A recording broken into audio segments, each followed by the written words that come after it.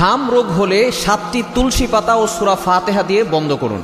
বর্তমানে সারা বাংলাদেশে প্রায় 100+ অধিক শিশু দুনিয়া থেকে বিদায় নিয়েছে, বিশেষ করে এই হাম রোগ হয়ে।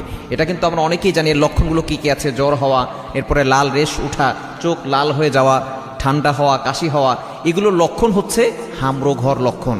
সুতরাং অবশ্যই আমাদেরকে সতর্ক থাকতে হবে। যদি কারো এটা হয়ে যায় অবশ্যই চিকিৎসা নিতে হবে। তার পাশাপাশি 7টি তুলসী পাতা নিয়ে, সেখানে একটা গ্লাসের ভিতরে পানি নিয়ে সেখানে 7টি তুলসী পাতা ভালো করে ধৌত করে সেখানে দিয়ে আপনি সূরা ফাতিহা বিসমিল্লাহ সহকারে 7 বার পড়বেন। পরে ওই পানিতে ফু দিবেন। ফু দিয়ে এরপরে ওই পানিটা ভালো করে গরম করবেন।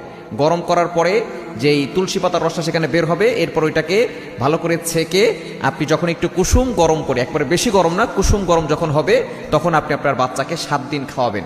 অবশ্যই অন্যান্য চিকিৎসা নেবেন এবং এই আমলটাও করবেন। ইনশাআল্লাহ দেখবেন আপনার বাচ্চা সুস্থ হয়ে যাবে। এবং একটা দোয়া পরে ফু দিবেন, আযহিবিল বাসা রব্বান নাসি ওয়াশফি আনতা শাফি লা শিফাআন ইল্লা শিফাউকা শিফা আল্লা ইউগাদিরু সাকামা।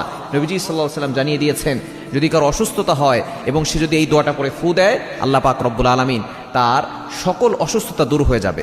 বর্তমানে আমরা অনেকেই কিন্তু অসুস্থ আছি। যদি আপনার এই রোগ না হয়, অন্য কোনো রোগও হয়, আপনি এই দোয়াটা পড়বেন, আযহিবিল বাসা রব্বান নাস ওয়াশফি আনতা শাফি লা শিফাআন ইল্লা শিফাউকা শিফা আল্লা ইউগাদিরু সাকামা। অনেক ছোট ছোট বাচ্চারা অনেক ধরনের অসুস্থ হয়, আপনি এটা পড়ে 7 বার পরে ফু দিয়ে দিবেন। ইনশাআল্লাহ দেখবেন আল্লাহ পাক রব্বুল আলামিন তাকে সুস্থতার নিয়ামত দান করবে।